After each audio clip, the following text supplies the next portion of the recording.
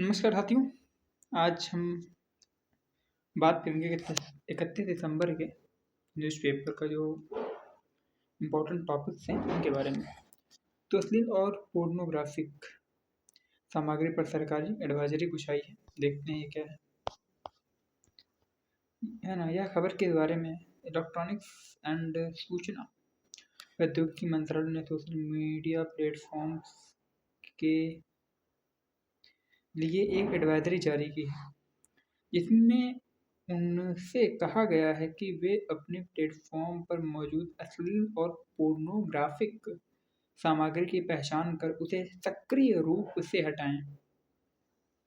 यह एडवाइजरी सूचना प्रौद्योगिकी नियम 2021 पर आधारित है। इस एडवाइजरी से कौन प्रभावित होंगे? सोशल मीडिया मध्यस्थ। मध्यस्थ कौन है? वे प्लेटफॉर्म जो तृतीय पक्ष सामग्री को होस्ट या ट्रांसमिट करते हैं, जैसे social media platform, OTT platform, messaging apps इत्यादि। बड़े सोशल मीडिया प्लेटफॉर्म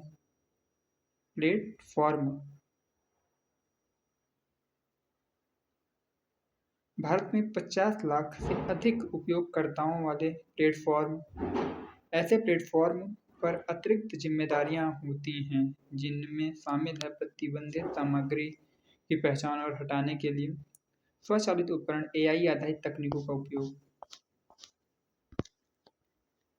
किस प्रकार की सामग्री हटाना अनिवार्य है?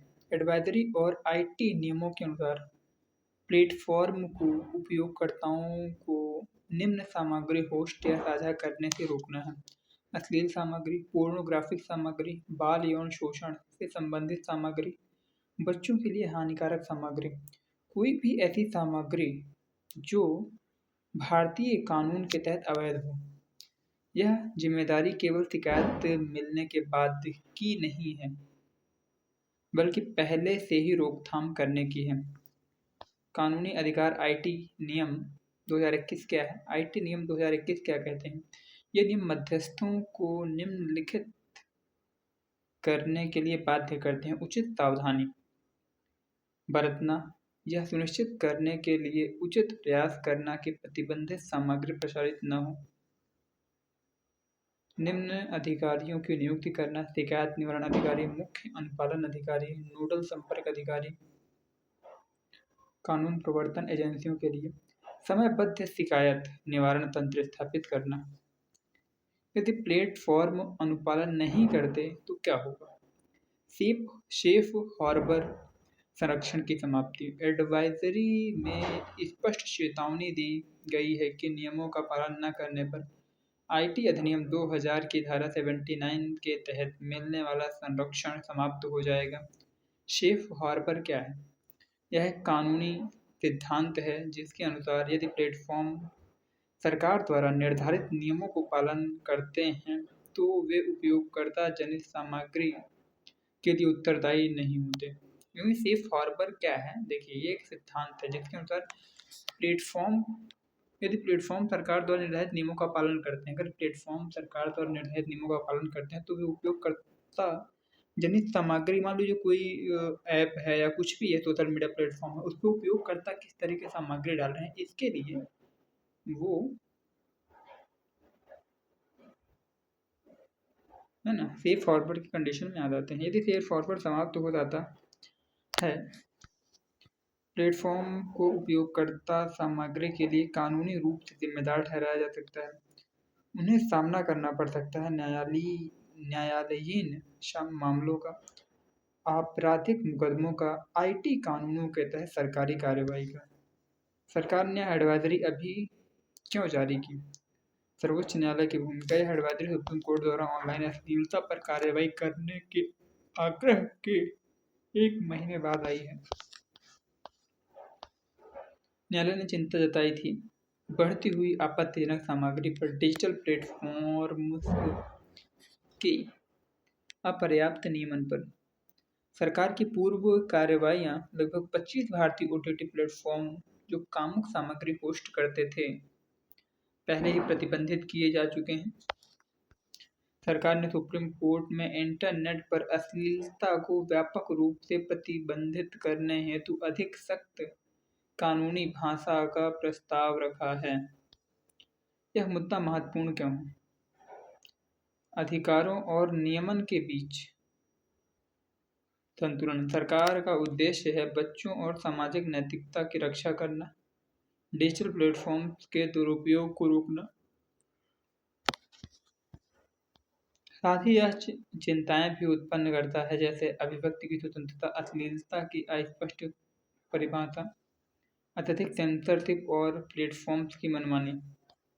इसी कारण यह डिजिटल युग में शासन से जुड़ी एक क्लासिक चुनौती बन जाता है। क्लासिक चुनौती मतलब जो नियमों से बंधा हुआ हो, एक ऐसी है ना नियमबद्ध चुनौती बन जाता है। रिवीजन करने के लिए आईटी नियम 2021, आईटी अधिनियम 2002 के अंतर्गत बनाए गए हैं। सेफ हार्बर आईटी अधिनियम की धारा 79 के अंतर्गत बड़ा सोशल मीडिया मध्यस्थ की सीमा 50 लाख उपयोगकर्ता आईटी और डिजिटल नियमन का नोडल मंत्र है। भारत बना दुनिया की चौथी सबसे बड़ी अर्थव्यवस्था। India is now the fourth largest economy centre. Bharat ने जापान को पीछे छोड़ते हुए दुनिया की चौथी सबसे बड़ी अर्थव्यवस्था का स्थान प्राप्त कर लिया है, जिसकी जीडीपी लगभग $4.18 ट्रिलियन है। सरकार के अनुसार भारत अब केवल इन देशों से पीछे है: संयुक्त राज्य अमेरिका, चीन और जर्मनी।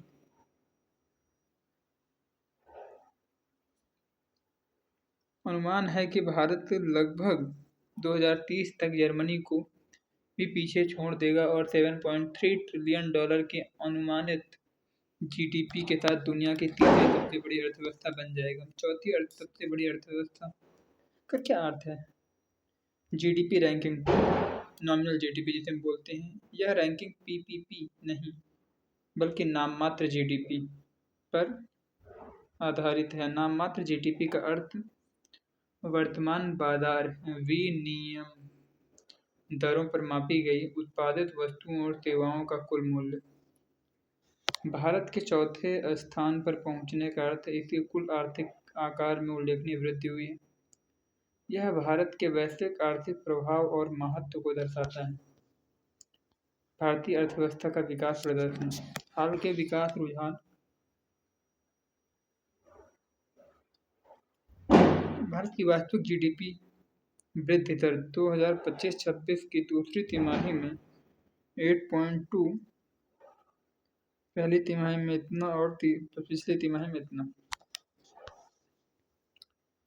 यह दर्शाता है कि भारत की वृद्धि लगातार और मजबूत बनी हुई है। बावजूद इसके कि वैश्विक व्यापार में अनिश्चितता है, भू राजनीतिक तनाव मौजूद है, विकसित अर्थव्यवस्थाओं में मंदी है, भारत को दुनिया की सबसे तेजी से बढ़ने वाली प्रमुख अर्थव्यवस्था बताया गया है। भारत की आर्थिक वृद्धि के प्रमुख कारण। मजबूत घरेलू मांग। विकास मुख्य रूप से खपत आधारित है।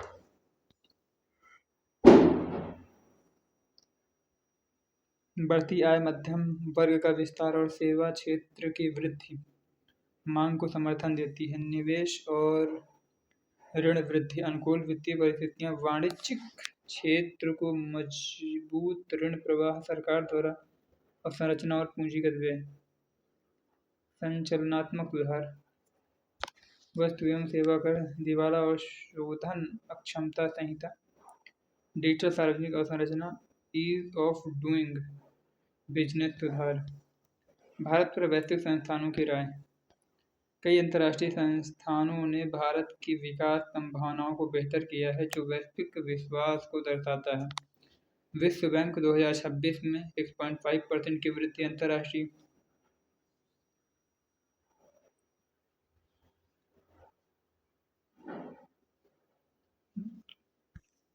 है ना, ये देख सकते हैं।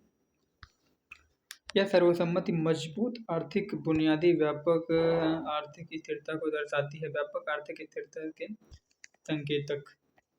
लेख में बताया गया है कि भारत की वृद्धि न तो मुद्रास्फीतिजनक है, न ही अस्थिर। प्रमुख सकारात्मक पहलू: मुद्रास्फीति सहनशील सीमा के भीतर है, बेरोजगारी में कमी आ रही है, निर्यात में सुधार आ रहा है, वित्तीय क्षेत्र स्थिर है, मांग की स्थिति मजबूत बनी हुई है। यह केवल तेज वृद्धि नहीं बल्कि गुणवत्तापूर्ण वृद्धि को दर्शाता है।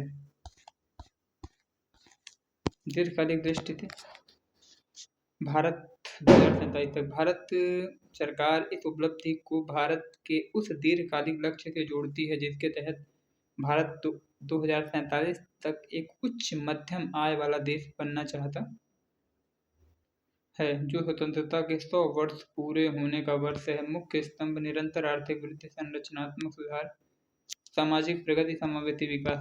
रिवीजन करने के लिए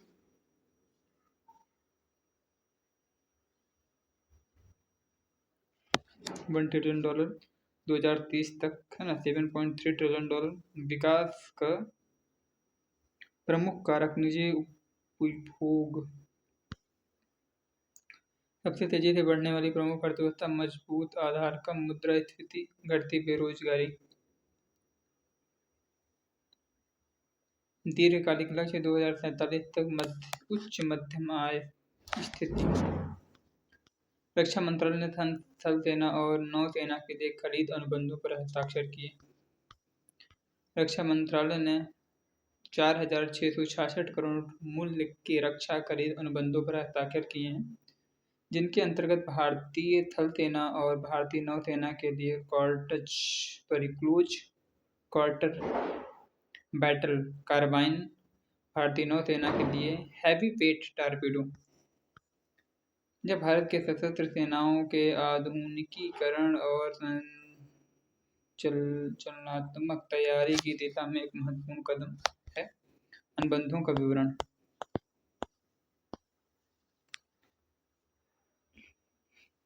TQB कार्बाइन क्या है? थल सेना और नौसेना। मूल्य इतने करोड़, मात्रा इतनी है। आपूर्तिकर्ता भारत फोर्ज लिमिटेड और PLR सिस्टम्स प्राइवेट लिमिटेड, स्वदेशी रूप से निर्मित। उद्देश्य: पुराने छोटे हथियारों को बदलना, सैनिकों को आधुनिक और अधिक मारक क्षमता वाले हथियार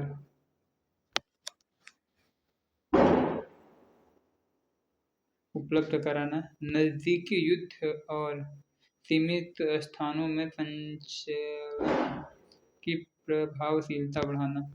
अनुबंध 2: हैवी वेट टॉर्पेडो, भारतीय नौसेना। मूल्य इतना करोड़, आपूर्तिकर्ता। ये ठीक है।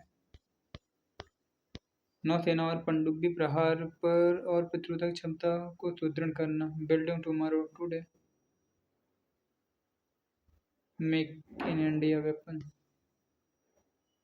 असॉल्ट राइफल है, लाइट मशीन गन है ना, और भी है इसमें, ये देखो है ना, स्नाइपर राइफल्स।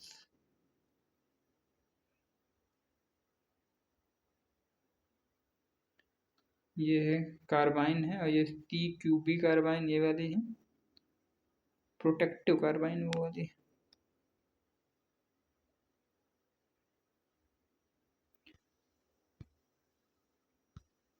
CQB कार्बाइन का रणनीतिक महत्व: CQB कार्बाइन क्यों महत्वपूर्ण? आधुनिक पैदल सैनिक युद्ध में बढ़ते रूप से शामिल है। शहरी युद्ध हो गया, आतंकवाद रोधी अभियान हो गया, नजदीकी दूरी की मुठभेड़ हो गई। प्रमुख लाभ: छोटा और सघन डिजाइन, उच्च फायरिंग दर, अधिक मारक क्षमता, सीमित स्थानों में बेहतर संचालन, इससे सुधार होता है। सैनिकों की सुरक्षा, सामरिक प्रभावशीलता, असममित युद्ध में मिशन की सफलता, हैवी वेट टॉर्पेडो का महत्व, नौसैनिक युद्ध में भूमिका, पनडुब्बियों का प्रमुख आक्रामक हथियार, उपयोग किया जाता है शत्रु पनडुब्बियों के विरुद्ध, सतही युद्धपोतों के विरुद्ध। रणनीतिक महत्व: समुद्री निषेध क्षमता को बढ़ाता है, भारत की समुद्री प्रतिरोधक क्षमता को मजबूत करता है, बढ़ती भू राजनीतिक स्पर्धा के बीच हिंद महासागर क्षेत्र के में अत्यंत महत्वपूर्ण।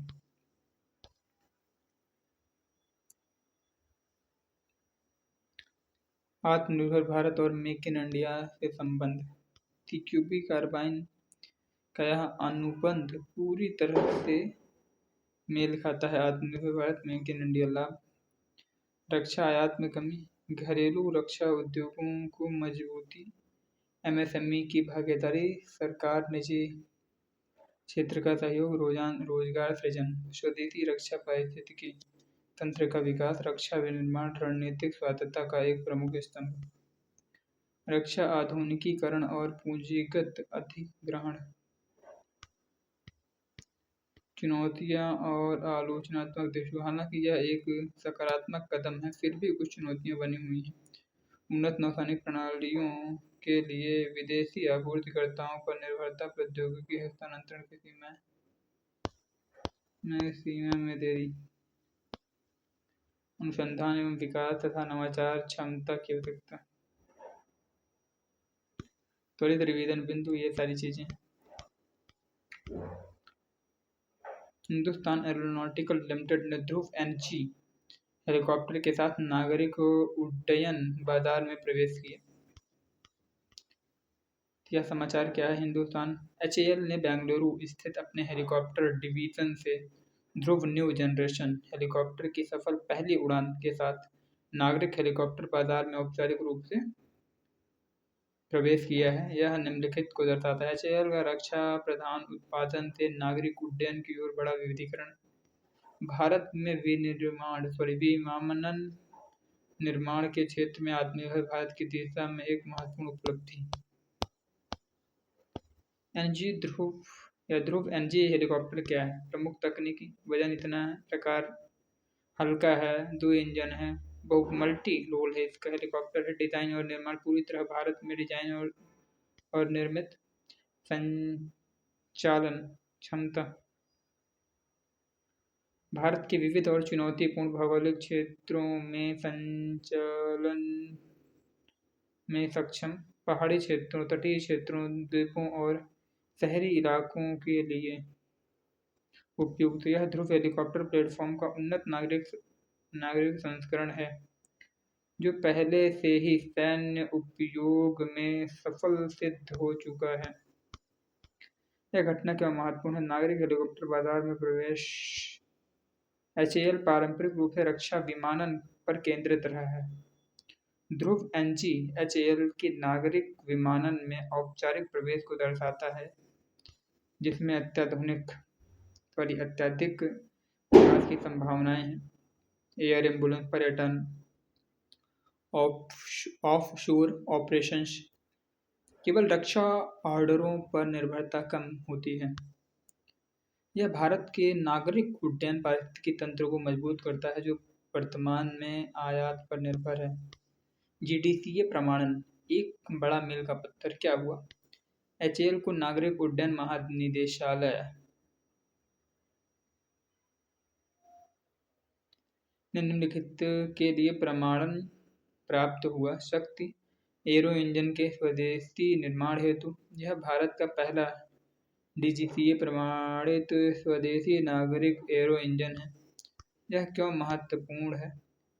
विमान इंजन सबसे जटिल विमानन प्रौद्योगिकियों में से एक होते हैं। यह प्रमाणन सिद्ध करता है सुरक्षा, विश्वसनीयता, वैश्विक मानकों के अनुरूप विमान गुणवत्ता। यह भारत के लिए महत्वपूर्ण विमानन प्रौद्योगिकियों में एक बड़ी सफलता है। स्वदेशी प्रौद्योगिकी और वैश्विक सहयोग की भूमिका शक्ति इंजन के प्रमाणन में शामिल था। स्वदेशी निर्माण इंजन प्रौद्योगिकी के लिए सैफ्रॉन फ्रांस के साथ सहयोग, डीजीसीए के साथ निकट समन्वय। यह भारत के उस मॉडल को दर्शाता है जिसमें रणनीतिक सहयोग प्लस स्वदेशी क्षमता निर्माण, अलगाव नहीं बल्कि स्मार्ट आत्मनिर्भरता। आत्मनिर्भर भारत और मेक इन इंडिया से संबंध। इस घटना को आत्मनिर्भर भारत की उड़ान कहा गया क्योंकि भारत में डिजाइन, विकसित और निर्मित आयातित नागरिक हेलीकॉप्टरों पर निर्भरता कम करता है, घरेलू एरोस्पेस आपूर्ति श्रृंखलाओं को मजबूत करता है, कुशल रोजगार सृजित करता है। मेक इन इंडिया को वैश्विक गुणवत्ता मानक के रूप में स्थापित करता है। नागरिक उड्डयन निर्माण आत्मनिर्भरता भारत की एक नई सीमा है। आर्थिक और रणनीतिक महत्व। नागरिक उड्डयन के लिए भारत दुनिया के सबसे तेजी से बढ़ते विमानन बाजारों में से एक है। नागरिक हेलीकॉप्टरों की आवश्यकता होती है आपातकालीन चिकित्सा सेवाओं में, आपदा प्रबंधन में, पर्यटन में, ऑफशोर ऊर्जा संचालन में। एचएएल के लिए ध्रुव एनजी एचएएल के नागरिक विमानन विस्तार की आधारशिला बनता है, निर्यात के अवसर खोलता है, रक्षा खरीद पर अत्यधिक निर्भरता को कम करता है। आगे की चुनौतियाँ। हालांकि यह एक आशाजनक कदम है, फिर भी कुछ चुनौतियां मौजूद हैं। वैश्विक हेलीकॉप्टर निर्माताओं से प्रतिस्पर्धा, अंतर्राष्ट्रीय बाजारों में प्रमाणन, FAA है, EASA है, बिक्री पश्चात समर्थन और रखरखाव, पारिस्थितिकी तंत्र, लागत, प्रतिस्पर्धात्मकता। एक ये क्या है ना, ये Himachal apple growers oppose reduced import duty on New Zealand.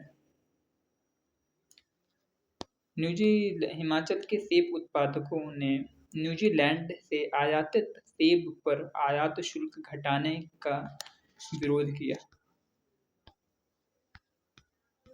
यह समाचार क्या? हिमाचल प्रदेश के सेब उत्पादक न्यूजीलैंड से आयातित सेबों पर आयात शुल्क 50% से घटाकर 25% करने के केंद्र सरकार के प्रस्ताव का विरोध कर रहे हैं, जो संभवतः किसी व्यापार समझौते का हिस्सा है।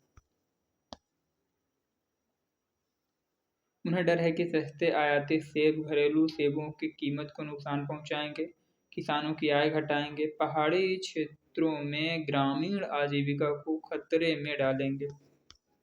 आयात शुल्क क्यों घटाया जा रहा है? व्यापार उदारीकरण। भारत FTA पर बातचीत कर रहा है ताकि निर्यात को बढ़ावा मिले, वैश्विक बाजारों के साथ एकीकरण हो, उपभोक्ताओं के लिए विकल्प बेहतर हो।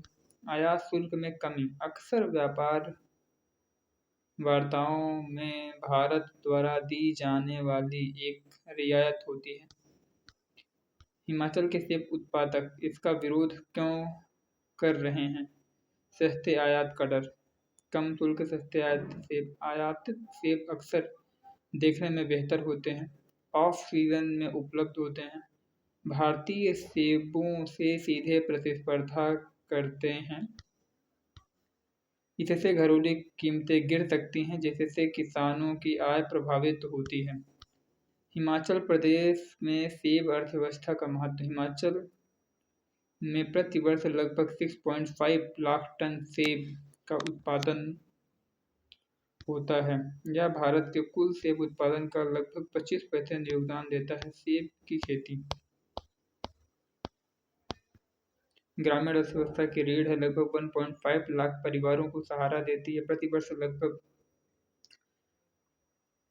5,500 करोड़ का सृजन करती है। अधिकांश किसान छोटे और सीमांत हैं, जिनके पास 1 से 2 एकड़ भूमि है।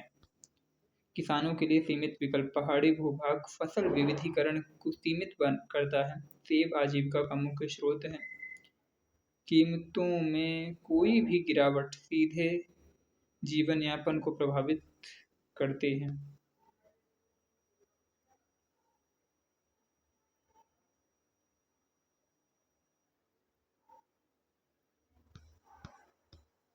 सेब उत्पादकों पर अतिरिक्त दबाव के कारक। लेख में बताया गया है कि किसान पहले से ही दबाव में हैं। इसके कारण जलवायु परिवर्तन, बढ़ती इनपुट लागत, श्रम की कमी, घटते लाभ मार्जिन। इस समय आयात प्रतिस्पर्धा कृषि संकट को और बढ़ा सकती है। खतरनाक मिसाल को लेकर चिंता। उत्पादकों का ढेर है। यदि भारत न्यूजीलैंड को रियायत देता है तो अन्य बड़े सेब निर्यातक देश भी समान शुल्क कटौती में की मांग कर सकते हैं। संयुक्त राज्य अमेरिका, चिली, इटली ये देश मिलकर वैश्विक सेब निर्यात का 40% से अधिक हिस्सा रखते हैं, जिससे भारतीय बाजार में बाढ़ आ सकती है। इसमें शामिल आर्थिक अवधारणा, व्यापार बनाम किसान संरक्षण। यह मुद्दा एक क्लासिक नीतिगत दुविधा को दर्शाता है। मुख्य व्यापार और उपभोक्ता हित, कम कीमतें, अधिक विकल्प, घरेलू उत्पादक संरक्षण, किसान की आय, ग्रामीण स्थिरता। भारत में कृषि एवं संवेदनशील क्षेत्र हैं जो विनिर्माण से अलग हैं। संघीय और संवैधानिक आयाम, कृषि एक राज्य विषय है, व्यापार नीति एक संघ विषय है। किसानों ने हस्तक्षेप की मांग करते हुए राज्यपाल से संपर्क किया है। यह निम्न के बीच तनाव को दर्शाता है: राष्ट्रीय व्यापार नीति, क्षेत्रीय कृषि हित। संभावित आगे की राह, सुरक्षा उपायों के साथ क्रमिक टैरिफ कमी होनी चाहिए। न्यूनतम आयात मूल्य और मौसमी आयात प्रतिबंध सुदृढ़ करना। कोल्ड स्टोरेज प्रसंस्करण इकाइयां, भारतीय सेबों के लिए बाजार तक पहुंच, जलवायु सहिष्णु बागवानी को समर्थन। द्विध्रुवीय विशेषताओं के साथ एक बहुध्रुवीय दुनिया। लेखक का केंद्रीय विचार, दुनिया अब एक ध्रुवीय नहीं रही है बल्कि बहुध्रुवीय हो चुकी है, लेकिन इसकी शक्ति राजनीति में बढ़ती हुई द्विध्रुवीय विशेषताएं दिखाई देती हैं, जिनका मुख्य कारण अमेरिका चीन प्रतिद्वंदिता है, जबकि रूस एक स्विंग पावर की भूमिका निभा रहा है। पृष्ठभूमि, एक ध्रुवीयता से आज तक। शीत युद्ध के बाद सोवियत संघ के विघटन के बाद संयुक्त राज्य अमेरिका एकमात्र महाशक्ति के रूप में उभरा। इस काल को एक ध्रुवीय क्षण कहा जाता था। एक ध्रुवीय क्यों समाप्त हो रही है? चीन आर्थिक और सैन्य, रूस का पुनरुत्थान, अमेरिका के सैन्य की सीमाएं उजागर हुई हैं, इराक, अफगानिस्तान, यूक्रेन संकट, नियम आधारित व्यवस्था को सार्वभौमिक रूप से लागू न कर पाना। मुख्य संदेश, एक ध्रुवीयता समाप्त हो चुकी है, लेकिन अमेरिकी प्रभुत्व पूरी तरह खत्म नहीं हुआ है। अमेरिकी रणनीति प्रभुत्व पुनः स्थापित करना, पीछे हटना नहीं। पश्चिमी गोलार्ध पर ध्यान, अमेरिका द्वारा कैरेबियन देश या क्षेत्र में बड़े पैमाने पर सैन्य तैनाती, वेनेजुएला पर दबाव, मोनरो सिद्धांत की सोच का पुनरुद्धार, उद्देश्य लैटिन अमेरिका और कैरेबियन को अमेरिकी प्रभाव में बनाए रखना और चीन को रोकना। यूरोप बोझ साझा करने की नीति, अमेरिका चाहता है कि यूरोप अपनी सुरक्षा की जिम्मेदारी स्वयं उठाए। यूरोपीय सुरक्षा के प्रति दीर्घकालिक प्रतिबद्धता में कमी के संकेत। यह रणनीतिक प्राथमिकता को दर्शाता है, न कि अलगाववाद को। अमेरिका वास्तविक नेतृत्व से हट नहीं रहा है, बल्कि पुनः संतुलन कर रहा है। आज की 3 महान शक्तियां,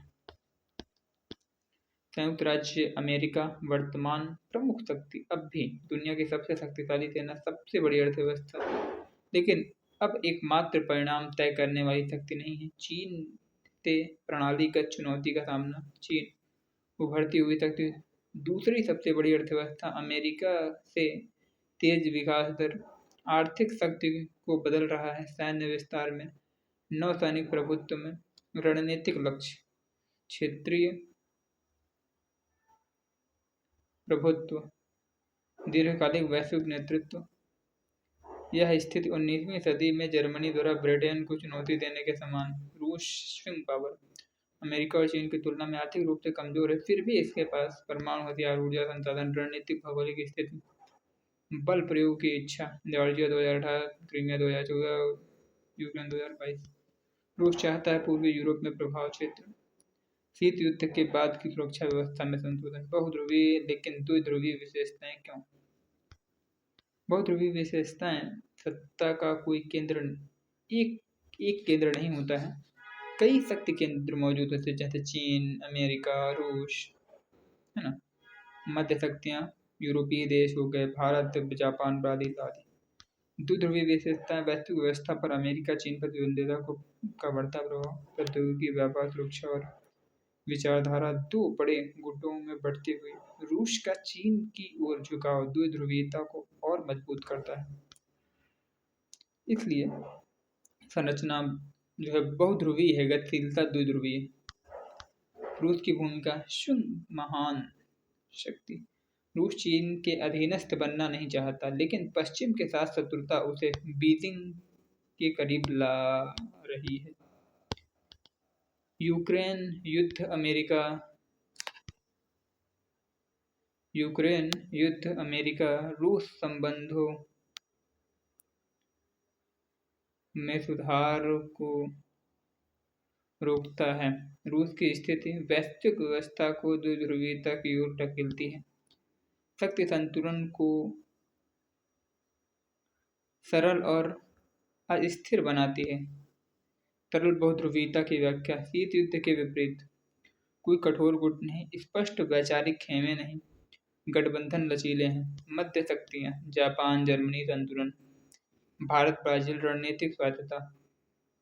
इससे एक तरल प्रतिस्पर्धी और अनिश्चित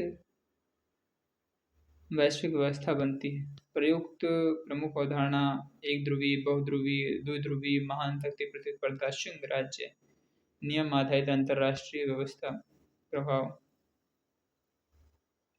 क्षेत्र शक्ति संतुलन। भारत के लिए प्रासंगिकता अप्रत्यक्ष लेकिन अत्यंत महत्वपूर्ण। भारत को लाभ मिलता है बहुध्रुवीयता से, रणनीतिक स्वायत्तता से, गठबंधन में फंसने के बचाव से, निम्न के बीच संतुलनकारी भूमिका से, जो कि हमारी फॉरेन पॉलिसी इस चीज को बखूबी निभा रही है। अमेरिका रूस चीन के साथ उसके संबंध अलग अलग तरीके से अलग अलग रहे हैं। भारत की विदेश नीति तरल बहुध्रुवीयता के अनुकूल है। रिवीजन पॉइंट ये है। एक न्यू आर्टिकल है, देखते हैं। स्वास्थ्य मुद्दे के रूप में फाक देखभाल को प्राथमिकता देना, है ना। क्या है लेख का मुख्य उद्देश्य?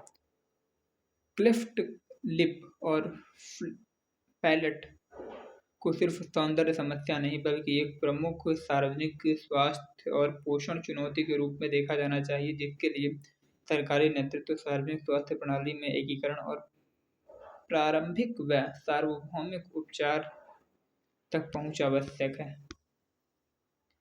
क्लिफ्ट लिप और पैलेट क्या है? एक जन्मजात दोष। इसमें गर्भावस्था के दौरान चेहरे के ऊतक पूरी तरह नहीं जुड़ पाते। कारण आनुवंशिक कारक, मातृ कुपोषण भारत में प्रमुख कारण। परिणाम ऊपरी होंठ और या मुंह की छत में दरार, खाने बोलने सुनने और सांस लेने में कठिनाई, दीर्घकालिक मनोवैज्ञानिक एवं सामाजिक कलंक। यह जीवन बदल देने वाली समस्या है, केवल सौंदर्य से जुड़ी समस्या नहीं है। भारत में समस्या का पैमाना क्या है? भारत में लगभग 700 में से एक बच्चे क्लेफ्ट लिप या पैलेट के साथ जन्म लेता है। प्रतिवर्ष लगभग 36,000 बच्चे क्लेफ्ट विकृति के साथ जन्म लेते हैं। 17.5 लाख बच्चे ऐसे हैं जिनका इलाज नहीं हुआ। भारत में दुनिया में सबसे अधिक क्लेफ्ट जन्म होते हैं। फिर भी कोई राष्ट्रीय महामारी विज्ञान डेटाबेस मौजूद नहीं। यह भारी बोझ होने के बावजूद नीतिगत अदृश्यता को दर्शाता है। एनजीओज बनाम सरकार की भूमिका। एनजीओज का योगदान इस्माइल ट्रेन है। 25 वर्षों में लगभग 7.5 लाख से अधिक सर्जरी करवाया इन्होंने। प्रति वर्ष लगभग 30,000 सर्जरी। अन्य एनजीओ मिशन इस्माइल है, ऑपरेशन मिसाइल है, transforming cleft and healing smile foundation है। सामूहिक रूप से 20 वर्षों में लगभग 15 लाख बच्चों की सहायता। भारत में क्लेफ्ट देखभाल मुख्य रूप से गैर लाभकारी निजी मॉडल पर आधारित है। सरकारी कमियां। अधिकांश सरकारी अस्पतालों में कमी है, विशेष क्रेनियोफेशियल अवसंरचना की, प्रशिक्षित सर्जनों की, क्लिफ्ट देखभाल से संबंधित आंकड़े सार्वजनिक स्वास्थ्य प्रणालियों में संकलित नहीं। क्लिफ्ट विकृतियां अधिसूचित रोग नहीं हैं। जागरूकता, परामर्श और फॉलो अप देखभाल सीमित है। परिणाम खंडित और शहरी केंद्रित उपचार व्यवस्था। पोषण और बाल जीवित रहने से संबंध। पोषण और बाल जीवित रहने से संबंध। Institute for health matrix and evaluations के अनुसार ओरोफेशियल क्लेफ्ट वाले बच्चे गंभीर कुपोषण के प्रति 1.5 गुना अधिक संवेदनशील होते हैं। क्लेफ्ट से संबंधित 1/3 मौतें रोकी जा सकती हैं यदि समय पर सर्जरी हो, उचित पोषण मिले। क्लेफ्ट देखभाल सीधे तौर पर SDG 2 और SDG 3 से जुड़ी है। क्लेफ्ट देखभाल सार्वजनिक स्वास्थ्य मुद्दा क्यों है? चिकित्सीय प्रभाव, भोजन में कठिनाई, कुपोषण,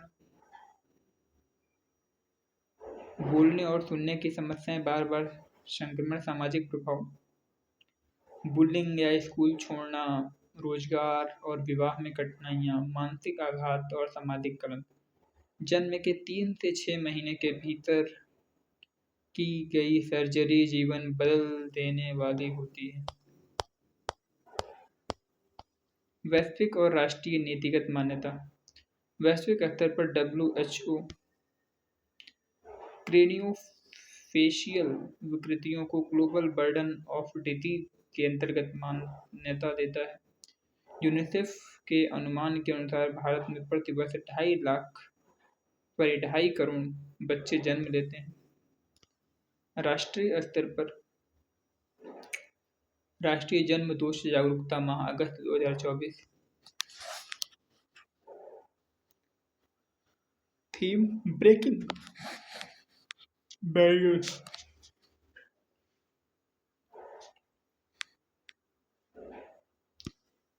1.35 करोड़ जन्म सरकारी अस्पतालों में जन्म के समय प्रारंभिक पहचान का अवसर। नीतिगत गति मौजूद है लेकिन कार्यान्वयन कमजोर है। क्लिफ्ट देखभाल में ग्रामीण शहरी विभाजन। 68.8% जनसंख्या ग्रामीण क्षेत्रों में रहती है। अधिकांश क्लिफ्ट सेवाएं शहरों में स्थित NGO आधारित। ग्रामीण चुनौतियां, अस्पतालों में कमी, यात्रा की लागत, स्पीच थेरेपी का फॉलो अप न होना, अंतिम छोर तक सेवाएं न पहुंचने से असमान परिणाम बने रहते हैं। लेख द्वारा सुझाए गए उपाय। आगे की राह। नीतिगत स्तर पर क्लेफ्ट विकृति को सार्वजनिक स्वास्थ्य समस्या के रूप में मान्यता। क्लिफ्ट देखभाल को शामिल करना, ये सारी चीजें हैं। स्वास्थ्य प्रणाली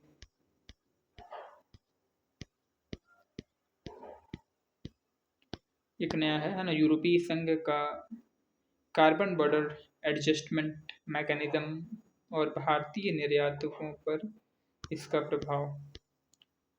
यह समाचार किस बारे में है? यूरोपीय यूनियन, यूरोपीय संघ ने कार्बन बॉर्डर एडजस्टमेंट मैकेनिज्म को लागू करना शुरू कर दिया है, जिसके तहत स्टील और एल्युमिनियम जैसे आयातित उत्पादों पर उनके उत्पादन के दौरान उत्पन्न कार्बन उत्सर्जन के आधार पर कार्बन लागत लगाई जाएगी। इस कदम से विशेष रूप से स्टील और एल्युमिनियम जैसे कार्बन गहन क्षेत्रों में भारतीय निर्यातकों के लाभ मार्जिन में उल्लेखनीय कमी आने की आशंका है। कार्बन बॉर्डर एडजस्टमेंट मैकेनिज्म क्या है? परिभाषा। एक जलवायु संबंधित व्यापार उपाय है जिसके अंतर्गत यूरोपीय यूनियन आयातित वस्तुओं पर उनके निहित कार्बन उत्सर्जन के आधार पर कर लगाएगा। यह सुनिश्चित करेगा कि आयातित वस्तुओं पर वही कार्बन लागत लगे जो यूरोपीय यूनियन में बने उत्पादों पर उत्सर्जन आधार प्रणाली के अंतर्गत लगती है। उद्देश्य कार्बन लीकेज को रोकना। दूसरा, यूरोपीय यूनियन उद्योगों की सुरक्षा। वैश्विक डीकार्बनाइजेशन को बढ़ावा देना। Carbon border adjustment mechanism Bharat को विशेष रूप से क्यों प्रभावित करता है? यूरोपीय संघ व्यापार संबंध। भारत यूरोपीय संघ को स्टील और एल्युमिनियम का दूसरा सबसे बड़ा निर्यातक है, चीन के बाद। ये दोनों क्षेत्र अत्यधिक कार्बन गहन हैं। भारत में उत्पादन की वास्तविकता। भारत में अधिकांश स्टील उत्पादन ब्लास्ट फर्नेस तकनीक से होता है। इससे यूरोपीय यूनियन की हरित तकनीकों की तुलना में अधिक कार्बन डाइऑक्साइड उत्सर्जन होता है। परिणाम, यूरोपीय यूनियन को होने वाले भारतीय निर्यात पर अतिरिक्त कार्बन संबंधी लागत लगेगी, जिससे वे कम प्रतिस्पर्धी हो जाएंगे। भारतीय निर्यातकों को कैसे प्रभावित करेगा? आर्थिक प्रभाव देखने की कोशिश करते हैं। यूरोप में भारतीय स्टील और एल्युमिनियम की लैंडेड कॉस्ट बढ़ेगी। लाभ मार्जिन में संकुचन, मूल्य प्रतिस्पर्धात्मकता में कमी, ईयू बाजार का आर्थिक रूप से अव्यावहारिक हो जाना संभव। बाजार विविधीकरण, निर्यातक अफ्रीका और पश्चिम एशिया जैसे वैकल्पिक बाजार तलाश रहे हैं, लेकिन ये बाजार कम मार्जिन देते हैं, अधिक अस्थिर हैं। भारत के निर्यात भूगोल को पुनर्गठित कर सकता है।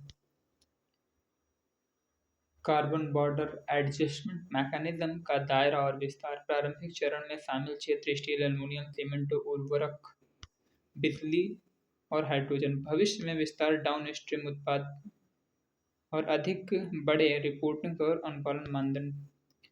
CBAM अस्थायी नहीं है, समय के साथ इसका दायरा बढ़ेगा। क्या CBAM देश विशेष है? यह आधिकारिक रूप से उत्पाद आधारित है, देश आधारित नहीं है। लेकिन जिन देशों में जीवाश्म ईंधनों पर अधिक निर्भरता, हरित तकनीकों का कम उपयोग है, वे असमान रूप से अधिक प्रभावित होते हैं। भारत जैसे विकासशील देशों पर इसका असममित प्रभाव पड़ता है। भारत की प्रतिक्रिया और चिंताएं। व्यापार वार्ताएं। भारत प्रस्तावित CBAM से छूट या समायोजन की मांग कर रहा है। यह अनिश्चित है कि ऐसी छूट मिलेगी या नहीं। रणनीतिक चुनौतियां। CBAM निम्न के तहत चिंताएं पैदा करता है। WTO के सिद्धांत, भेद रहित व्यापार और जलवायु न्याय, ऐतिहासिक जिम्मेदारी। सकारात्मक पक्ष, डीकार्बनाइजेशन को प्रोत्साहन। अल्पकालिक कठिनाइयों के बावजूद CBAM भारतीय उद्योगों को प्रोत्साहित कर सकता है कि वे ऊर्जा दक्षता बढ़ाएं, स्वच्छ तकनीकों की ओर जाएं, green hydrogen, electric arc furnace. Bharat के लिए गति बढ़ा सकता है नेट जीरो लक्ष्य 2070 की ओर। हरित औद्योगिक परिवर्तन की दिशा में CBAM एक बाहरी जलवायु दबाव के रूप में कार्य करता है। त्वरित रिवीजन बिंदु ये हमने देख लिया।